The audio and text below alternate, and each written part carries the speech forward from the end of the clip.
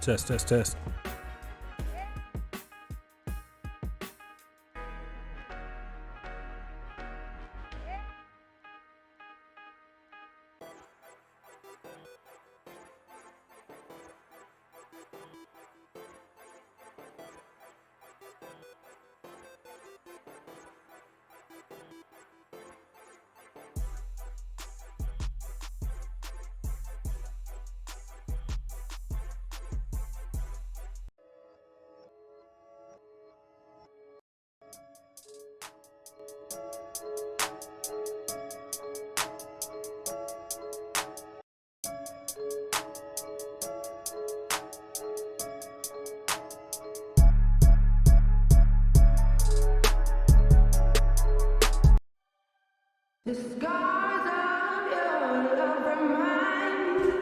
We're gonna kick the show off in about 3 minutes. Thank you guys for tuning in.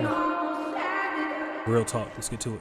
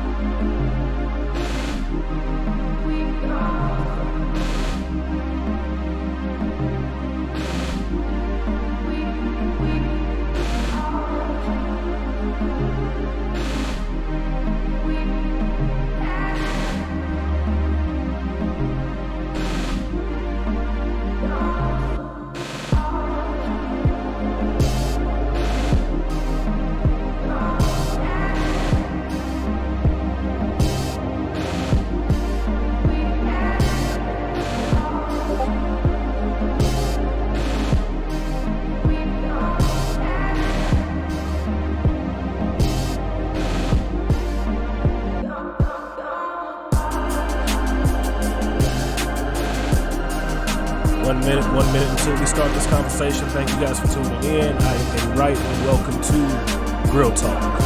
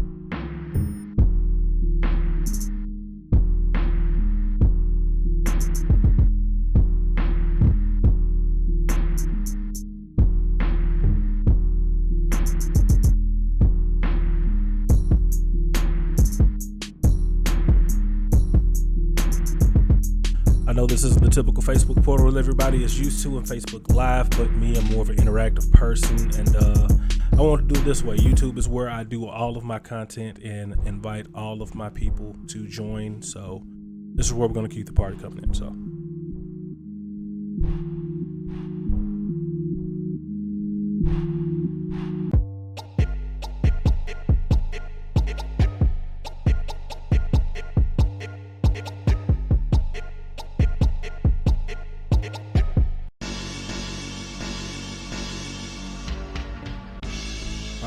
we're about to get started. Welcome everybody to Grill Talk. I am your amazing host, Eddie Wright, and we are now finding something else to do to add to the content regime here at the content channel of Eddie Wright Barbecue Official. Make sure you click on the link and follow Eddie Wright Barbecue Official on YouTube, and follow all of the other associated social media platforms, Facebook, Twitter, and Instagram, and soon Snapchat, and possibly Mixer. But I most definitely want to say thank you guys for tuning in. Everybody's going through the coronavirus quarantine, the COVID-19 spectacle that has encompassed the world, and a lot of fear and more than anything made everybody very uncomfortable. But throughout these times, as people, what we like to do, we like to conform and create new ways to be entertaining and create new ways to work our way around the stresses of what life gives us. So for those of us who work from home, who aren't used to working from home, who really like going to the office and having that personal experience with people, this has been different. Even for some of us who do, people have kids. A lot of America has kids who are actually out of school right now. Hold on, let me kill this music here in a second. Soundtrack provided by my guy, Tracks on Deck. Very amazing gentleman, by the way, who helps me, him, and Alumni Beats have always been very gracious to me, providing audio company music for all of endeavors, from live streaming to live casting to everything. But yeah, as I was saying, throughout this endeavor of the COVID-19 issue, the epidemic that we have going on throughout the United States and across the world, a lot of people have been having to make different ways. I wouldn't say make different ways. I have been able to have had to make changes on how they do things, even with kids being at home. There's been a lot of conforming, a lot of online learning now that's in progress, that should have been in progress if you ask me, being a technology person. But more than that, people are successfully getting this done and finding other alternatives to relieve stress and just continue to make themselves happy, because this is a very stressful situation for everyone, for those who even aren't sick. Grocery shortages, a lot of people overbuying stuff, crazy stuff with the water and the tissue. It's just a lot. So what I decided to do, made a small investment into myself, new mic setup here. I'm transitioning, but I wanted to do something as far as reach out to the internet and the people who are in my circle and outside of my circle, and just have a good conversation about grills. One of the main questions I've gotten since this quarantine has happened, that everybody's been going through, is, hey, how do I grill? Hey, what do I do to start a fire? Hey, how do I do X, Y, and Z? So what I wanted to do was kind of answer some of those questions, and at the same time, accept a few call-ins. So if you got any questions, feel free to hit me up, 769-208-5576. I'll answer any question that you may have to the best of my ability. I'm no expert. I'm just pretty good at what I do. With that being said, a lot of people have had questions as far as, how do I cook? What do I do to my meat? How do I season this? Or what temperature do I run it at? Or how do I know when it's done?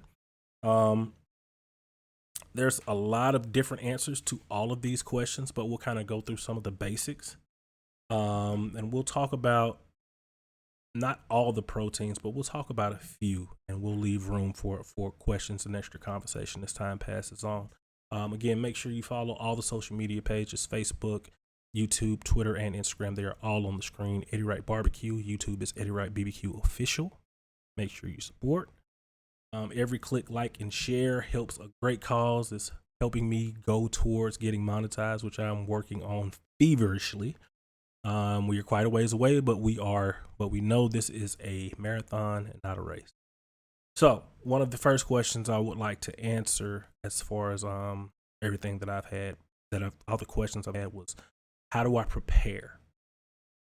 So when you're going into it, a lot of people have grills at the house. Let's just go ahead and get that out the way. I'm not sure what everybody's using, but everybody has a grill. It could be something as far as small as a Family Dollar or dollar store, $26 to $30 grill, all the way up to your high-end grill. Some people buy higher end grills and don't know how to use them. These things happen. And what I'm not doing is crucifying these people, because at the end of the day, I didn't start off being the best cook in the world. I started off basically how everybody else does. You learn as you go. I always had great help as far as knowing people who I grew up around a family of great grill men and women. So I was always around smoking fire my whole life. I always say that. But it was always great to be in those circles and be able to ask questions and get those answers. So the least I can do is try and help people who have those same questions as I had when I was growing up and when I was figuring things out, and still figuring things out today. Again, I'm no pro. I don't have any trophies under my belt. I'm not a world champion, but I'm just a guy who likes to cook, and I do it pretty good. So starting back at the basics, everything from the smallest grills to the biggest grills, Fire is your most important thing. We'll get to the protein talk later, but we want to talk about the fire situation first. Um, for a long time of my life, I grew up thinking you had to have lighter.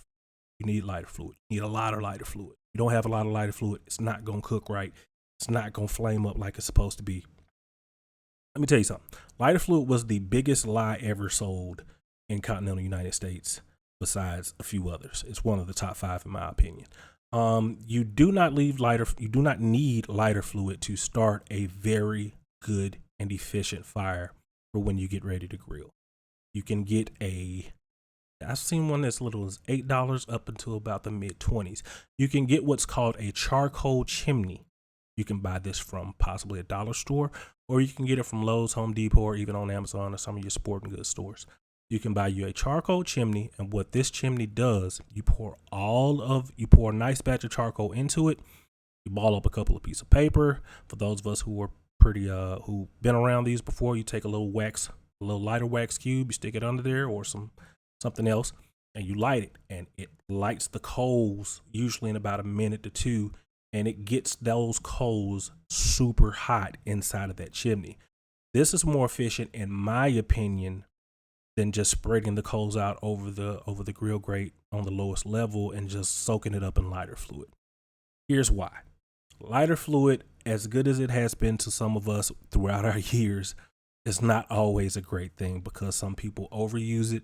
Then you have the matchlight products, which are good, but again, as you learn better, you do better. That's what I like to say: learn better and do better. Hold on. Okay, learn better and you do better. So, with that being said, a lot of times people will overdo it. They'll do too much lighter. They'll do too much charcoal, and what that can do to when you start to cook, your protein or whatever you decide to cook will sometimes take on that taste.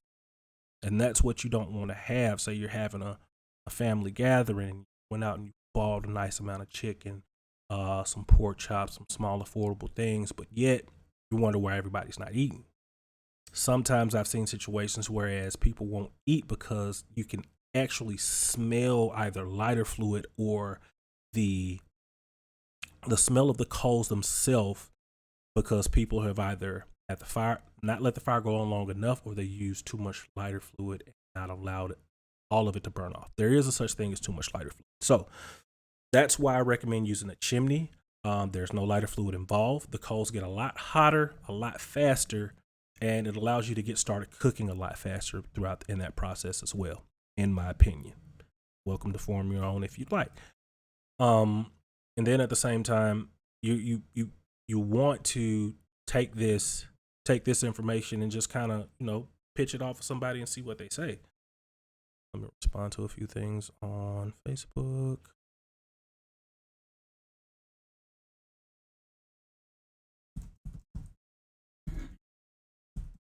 So we start with the fire. So the process of cooking, grilling, smoking, you start your fire, you allow your fire time to settle. When you allow your fire time to settle, this heats up the grill, not just the grill grates, but it heats up the metal on the inside as well. You want every surface within that cooking environment to be warm and up to par so that you're able to get just a nice solid cook. Responding to a few more things on Facebook. Sorry about that. So with that being said, once you get that under control, you want to then move into your protein section. Get to that in a second. How do you know when your coals are ready to go? You will be able to, if you have a temperature gauge on your grill, whichever one you decide to use, you'll be able to look at your temperature and look at it basically stabilizing. Not too far left, which is what it'll be as soon as you put the coals on and let the get it to a point and you let the lid down. Not too far right, but they're basically dying out. You want it at a nice consistent area between, grilling and smoking, depending on which one you're doing. At that point, you want to close your lid and you want to let all of your smoke basically clear out almost. What this means is simply when you first light coals or you first get your fire started, you're going to get a lot of heavy smoke. all of that heavy white smoke is not what you want on your proteins when you decide to cook them. So you want to wait a while and let that smoke start to dissipate. And while you're doing that, you'll be seasoning your meat. So this is the process that you should kind of begin to get used to if you're just starting off. Light your fire, season your meat, wait, then you cook. What this also does, it provides a level of safety. It's what I call it. A level of safety. I'm sorry, my mom's behind me. A level of safety to whereas you know if you season your meat early, you're not just sitting around waiting on a fire and you're not putting it on too early. If you light the fire and then you go season your meat, you're taking enough time, depending on how much meat you're cooking, to let that fire settle, let that temperature normalize, and you're gonna know where you're at. 1 second.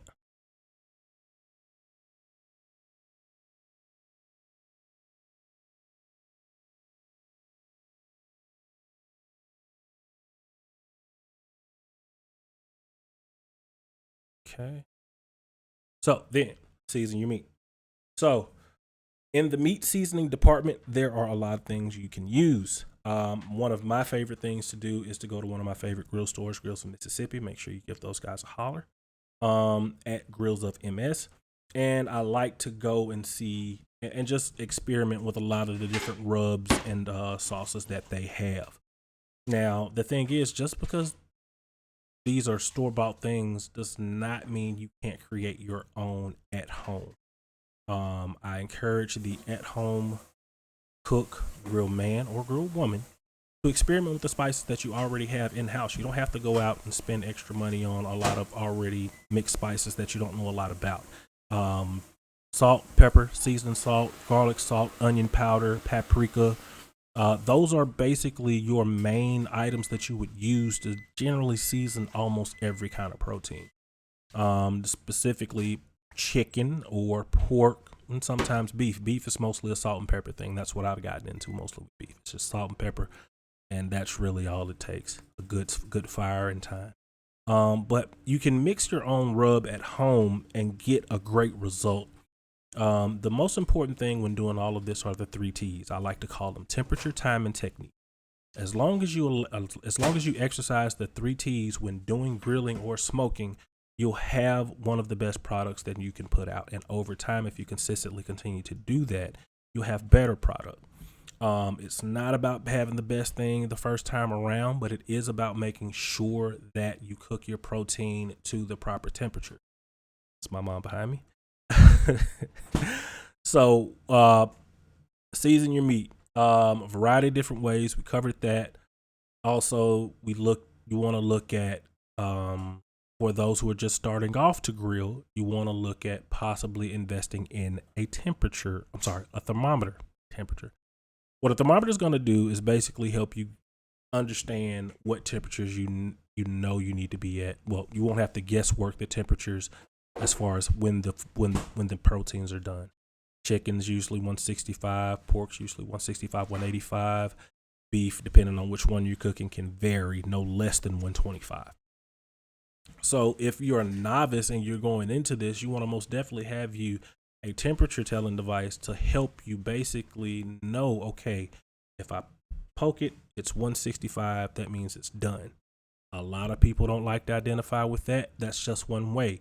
You can sometimes feel and tell also when the chicken is done.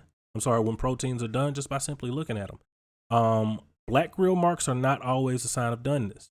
You can sometimes go too far, so be very careful. Hold on 1 second.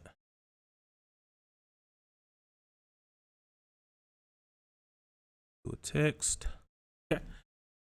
You want to most definitely be careful and not run it too far. I know depending on who you're talking to and what area you're in, some people believe in a little bit of char. If it's not charred in certain ways, some people don't like it. I somewhat identify to that mostly on sausages and dogs. I need a little bit of burnt on my sausages and dogs in order to classify them as done. Now, chicken, beef, pork, fish, and other things, it's gonna vary. Your chicken's gonna have a nice amber color depending on what you season it with, or a nice brown color if it's just a regular, garlic or salt-based seasoning. And you're gonna want to know when it's done. So don't overrun your meat. Big Red, how you doing, man? Thanks for tuning in. Just real quick, hold on 1 second. Thanks, Big Red, for tuning in, man. How you doing tonight? Respond this way.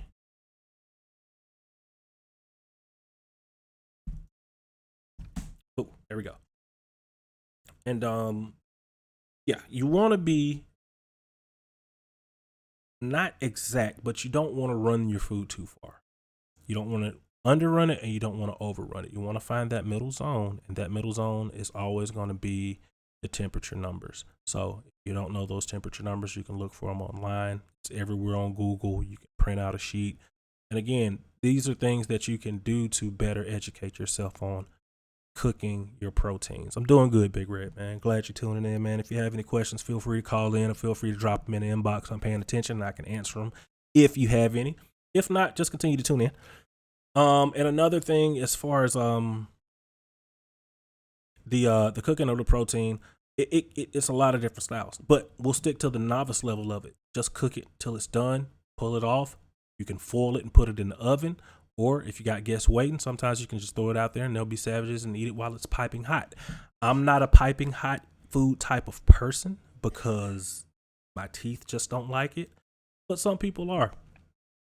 How do you cook? Big Red asks, how do you cook your brisket, ribs, hot legs, and bologna at temperature? Okay, we'll start at brisket. Me personally, I will cook my brisket 225, no more than 235 fat side up. Smoke it, depending on the size, 12 to 16 hours. It'll be phenomenal. But the key to finally in was good. Courtney Smith, how you doing, man? What's going on, brother? The key to a great brisket is basically getting it done and not overcooking it, just like anything else. On the brisket, you want to make sure that once you're done, one of the key things I learned, you're going to wrap it. You're going to wrap it and allow it to come down in temperature. What you're basically doing once you wrap it and cooler it, it's going to start to basically just emulsify on itself. And I know I'm not probably saying the right word, but going to let it just kind of cook down on itself. And it's going to start to soak back in those juices it was releasing during the cook process, during the smoke. Hold on 1 second. Responding to a text.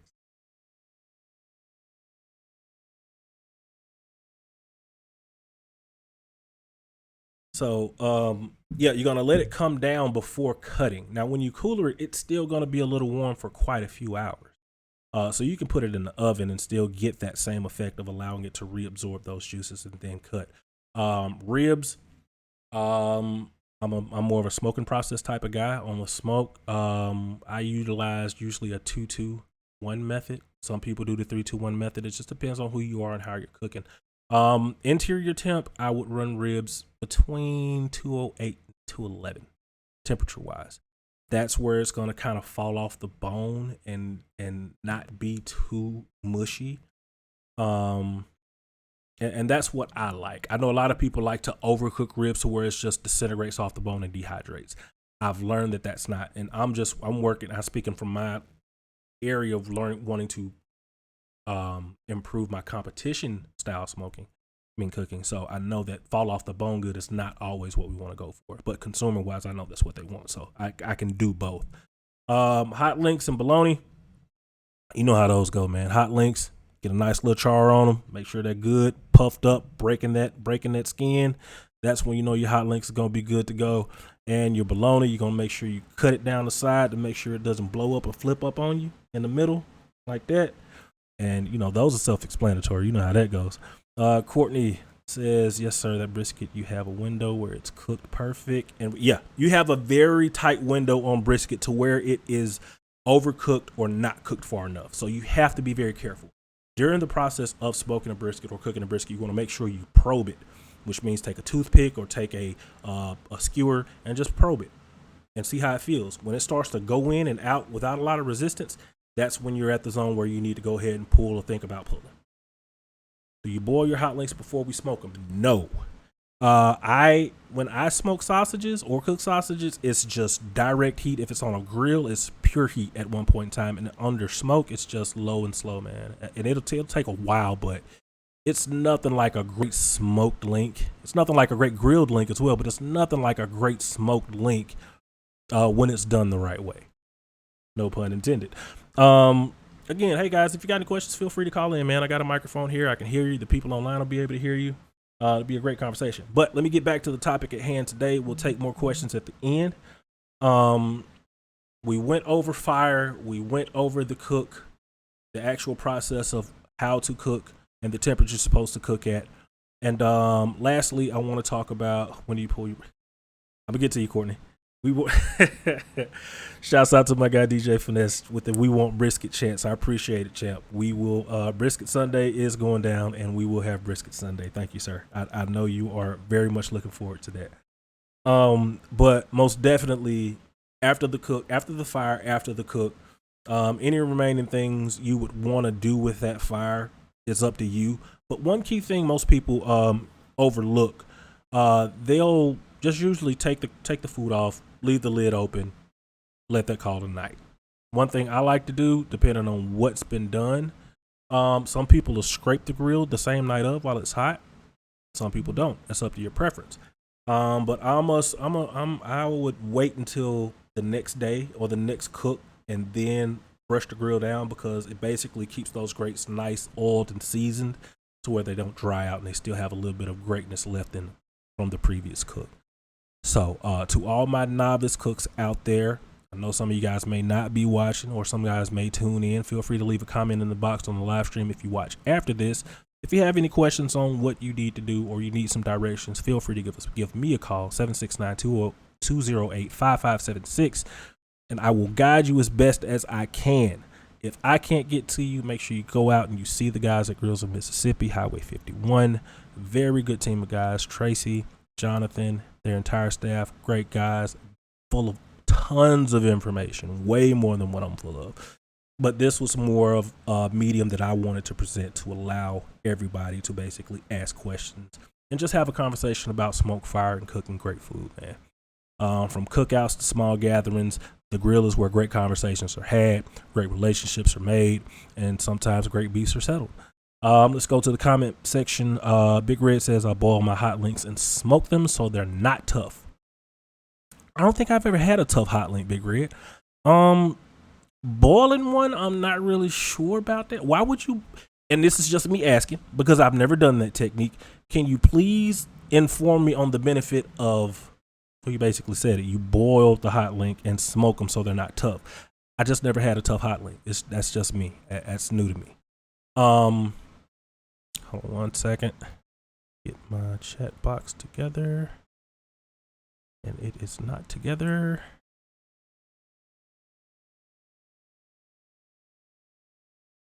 We'll make it work next time. But yeah. And that's kind of my spiel for today. It's been about 30 minutes. We wanted this first one to be short and sweet and to the point. I really wanted my novice people or my beginners to chime in here. Looks like we got a bunch of experts in the chat. And I'm very happy to see you guys in there, man. Again, smoke, fire, and great conversation. Barbecue is a universal unifier around the world. Food is a very good thing across a lot of different cultures, and it's great to have great people who know what they're talking about. Next question we have: charcoal or smoker, is either really better than the other? It depends on who you ask. Me personally, I'm more of a smoke kind of guy. I've not really grilled over high heat in a very long time, but I'm a fan of it. That's why I gained some of my best chops, and I've had some pretty kick-ass meals over a hot grill, because there's a way you can do grilling same as you do smoking, and the meat is just as tender. Grilling is just a faster way of getting to the end of the process and serving. So again, I'm not shouting down or talking down on grillmen, because I grew up around a grill and a grillman. So I love and nothing like a fresh wing off of a hot grill. Nothing like it. Undeniably good when it's done right. I love it to death. So grills have a lot of great benefits, whereas smokers don't, as far as speed. And even when cooking properly, if you get a good sear on wings or any protein you cooking, you indirect the heat for a little while, boom, you're done pretty much in no time. And you got a kick ass set of ribs or chicken or even chops over an open flame, and it's undeniable. And even steaks, it's only one way to do steaks: high heat. The hotter, the better.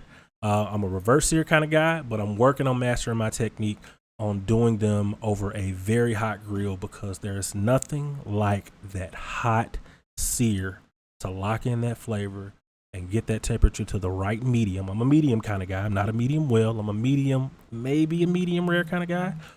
But to lock that in and get it going, that is the best way to do it. Hold on 1 second, guys. I got to take a call.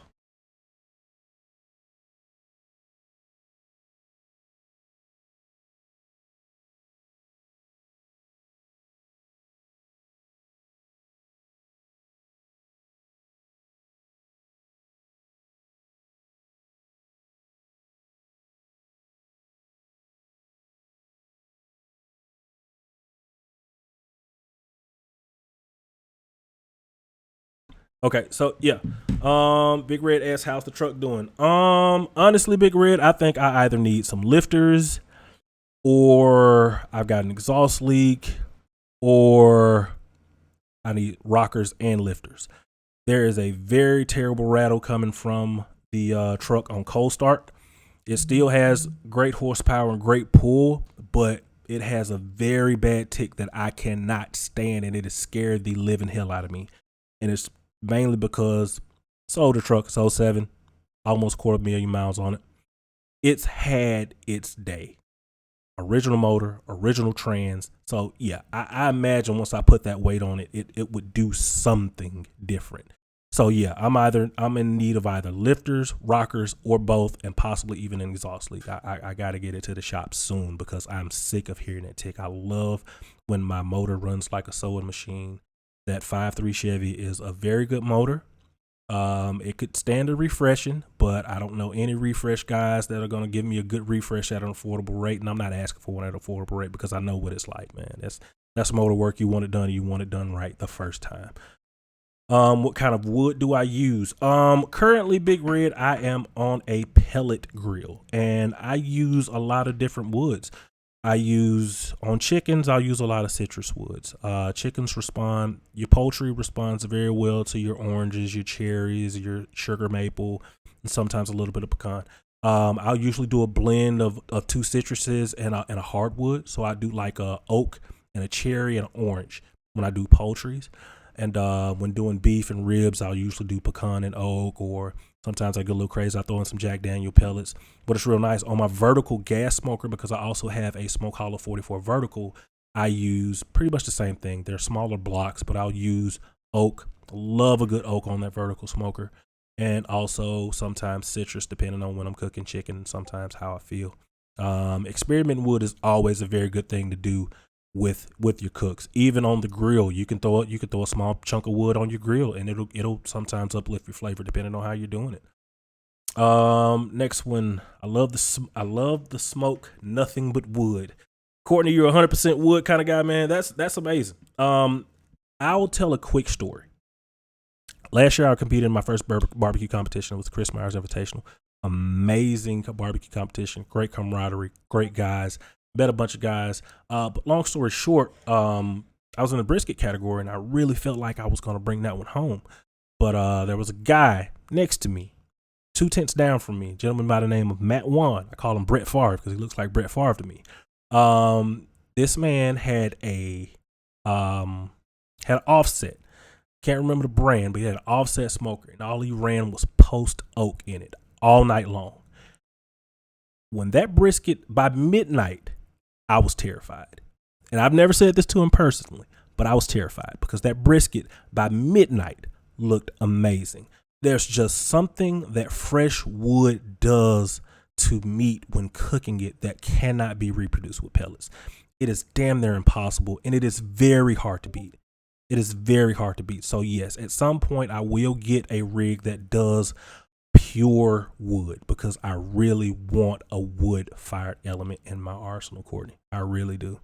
Out of 4 people that tuned in, how many do comps? I'm not sure. That's a good question in the chat. How many of you guys do comps? Finesse says, always been a charcoal man, but I want a smoker. What's a good entry level smoker?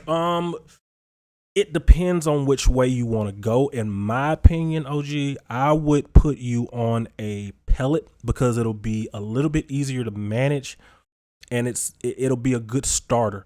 I would recommend, and please, for those who own a Pit Boss, do not hang me. I am not a fan. I'm not a fan of Pit Boss, and I am not a fan of it's another brand at Lowe's that they sell. I'm not a fan. I've seen these things have tons of issues. They've had a lot of problems, and I just do not like them. They work, but I don't like them. So I would recommend Smoke Hollow. Most definitely recommend that. And a good propane smoker would be, I think, Masterbuilt. Masterbuilt does a good one. But what I would also recommend, Finesse, I would look into the Masterbuilt charcoal smoker. It's new, and from what I've read and what I've seen, it's extremely easy to use, and it uses charcoal, not pellets or propane, and it's very efficient. You could run it up as hot as you want to, or you could smoke with it. It could give you the best of both worlds. And I know you've been a charcoal guy majority of your life, so I think that would most definitely be one that I would like for you to look at as far as possibly investing in. I think you'd like it a lot better. And I think it would give you the results you were looking for as far as efficiency and needs when doing cooks at the house. Love my pellet cooker, but my 500-gallon propane is my baby. Courtney, I believe you. I honestly believe you. I am becoming more of a fan of the old school units because, again, just like regular wood, there's just something that with the larger gauge of steel, the less fuel having to use, there's just a better benefit when running some of those devices. Now I'm more of a tech person. Hank, how you doing, man? Thanks for tuning in. Hammer and Hank here, the brisket whisperer is what I like to call him. He is tuned in. Thank you, Hanks, for tuning in.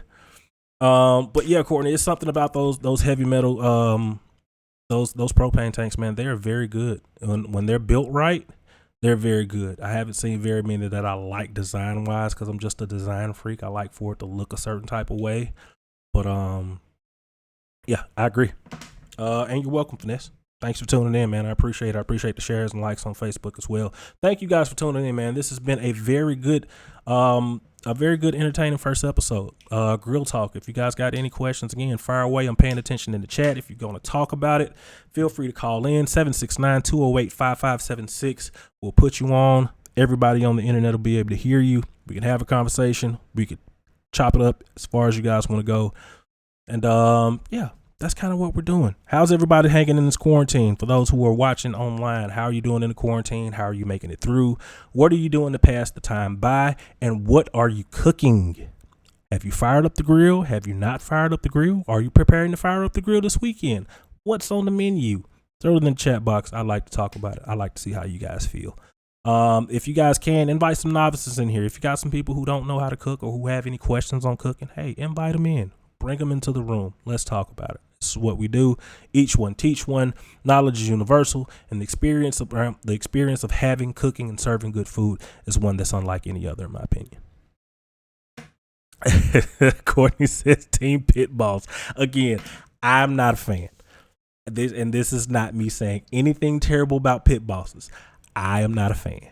Give me anything other than a Pit Boss. I'm a GMG guy currently, but I am soon to be a reverse flow kind of guy if everything works out. Hank says he's been wearing the Blackstone out. Blank, you have you got the same one I got, right? The griddle air fryer combo.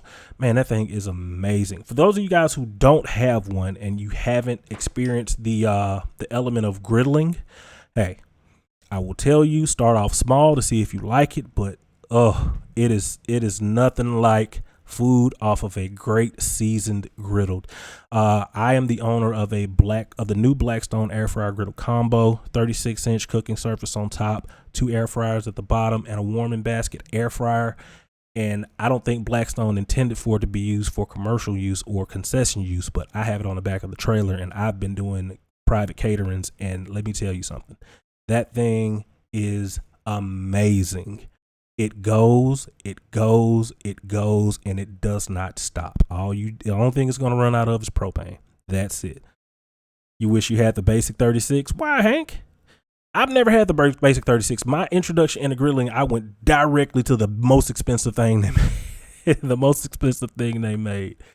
And I was glad that I did it. But a lot of guys are the traditional, just regular griddle guys. And I can understand that. The air fryer is not something everybody likes. I've been an air fryer guy for about a couple years. I used my new wave to death when I had it. And that's why I like the air fryer element. It's a lot more air frying I'm going to do on that thing as well. It's been very fun. Courtney says he's doing a suckling pit this weekend. What is a suckling? Oh, a suckling pig. What are you cooking a pig on, Courtney? And if you can, send pictures at Eddie Wright Barbecue when you do the pictures. A pig cook. Here's an interesting fact. I have never had a smoked pig off of a smoker. I've seen a million of them, but it's always been at a competition and nobody will share. So 2020, this year, I will experience whole hog. Please believe it. KS Hollywood, how you doing, man? Thanks for tuning into the stream. Backwoods Smoker, Backwoods Competitor, Backwoods Party, Yoder YS640, Pit Barrel, Oklahoma Joe Bronco. Wow. What an arsenal you have, KS Hollywood. That is a very amazing. Is there any room in your backyard for anything else? Is my question. That is an amazing onslaught of cooking orifices, sir. I'm very envious, especially for that Backwoods Competitor. That is a very legendary reverse flow smoker. Hank says, I wish I had the one you have. I have the. Oh, okay. I thought you had the other one, Hank. I'm sorry. My bad about that. Hey, man, Hank, that thing is, dude, it's nice. It is nice, brother. I can't wait for tomorrow. I'm actually gonna do some Philly cheese fries. I'm gonna do some fries in the air fryer, do me some Philly steak on top. It's just gonna be it'll be a content episode for next week, man. I am excited. I cannot wait to get to that. Courtney Smith says 25-pound hog on his 500-gallon. Courtney, if you can, tag me in a pic of that. I'm at Eddie Wright on Facebook and at Eddie Wright Barbecue on Facebook. Any of them. Tag me on it. I want to take a look at that, man. That seems like a pretty awesome rig you got there, brother. Courtney, look up suckling pig on how to barbecue right. Okay. Yeah, they're having a conversation. So yeah, I'm a big fan of the Blackstone, man. Blackstone griddle has been amazing to me and a great addition to my arsenal of what I have going on. But again, I'm gonna be making some upgrades here soon. The Stormtrooper and Vader, because it's needed more than anything. I'm going to continue to do this, man. This has been very informative. It's been great having you guys here. A couple guys here on the Barbecues of Mississippi page. Make sure you join that Facebook group if you have not already. An amazing group of guys. A lot of good talk about barbecue and a lot of sharing and motivation going on in there. So make sure you go to Facebook at Barbecue Gurus of Mississippi. Join the Facebook page. Come on into the family and community and just be one of us, man. It's a great thing. No hate, no malice, all smoke. Hold on, I keep getting text about stuff that's going on. Anything else? Anything you guys are cooking this weekend? What you guys got going on? We up to 5 in the chat, and I'm loving every minute of it. All competitions have been held off, but I think Memphis in May is going to try to push it out, and I'm a little worried. With all of this COVID-19 stuff that's going on, I understand they invested a lot of money into it, but I'm to the point now where I don't believe in taking any chances like that with other people's lives. I wouldn't invite anybody out to anything like that if this game gets any worse than what it's gotten over the past several days and a week. It's been a very big adjustment a lot of us have had to take in order to reorganize certain aspects of our lives, but a lot of us have done it with ease. And with great people like DJ Finesse and a lot of other people who have just basically gone into the streaming lane and started to do things like stream music and have conversations, which is why I decided to do it. It's helped people alleviate small issues with stress and help people have a different type of release to whereas you don't have to worry so much about going outside. There's a lot going on inside and a lot going on online that you can be a part of. So again, we welcome you to join the community. Grill Talk, Eddie Wright Barbecue. We put on for everybody that loves us because we love everybody back. Give us a call, 769-208-5576 if you have one. And we'll talk about it, man. I'm not sure if I missed a call or not. I just want to make sure. Hold on.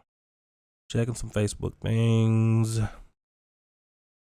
Now, granted, if this was on Facebook, there'd probably be 40, 50, 60 people in here. But I am very happy that you guys decided to come over to the YouTube platform and enjoy the session here. And I'll continue to do that.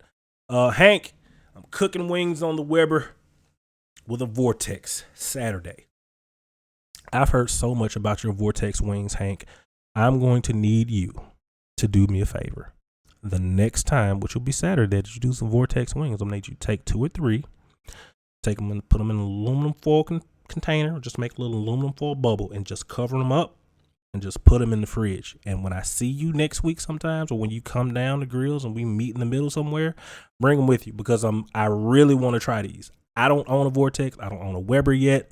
So I've been anxious to really try this technique of Vortex grill wings because when you put them online, man, I won't lie. They look amazing. They look very tasty. And I'm a fan. I really want to try one. That's my guy, Hammer and Hank, man. Another great member of the Barbecue Gurus of Mississippi Facebook page. Again, very big, great, big community started by Jonathan Huddleston. Grills of Mississippi owner, and Tracy Hobson and a few other guys. And again, they've been welcoming people with open arms, man, to talk barbecue and talk community. And it's been a great experience. 50 minutes. It's a great show. Great first show, man. I'm very happy. Thank you guys for tuning in. I won't continue to run my trap. Again, I want to say thank you. No calls today, but maybe next time somebody call in, we'll have a conversation. I'm ready for anything. Well, almost anything. If you're on a pit boss, don't call. We don't take pit boss calls. That's my only restriction. As always, thank you guys for tuning in, man. Thank you guys so much for the support. You could have been anywhere, but you chose to spend a little bit of time with me, and I 100% appreciate that. Always remember, you too can do amazing barbecue the right way. We'll see you next time.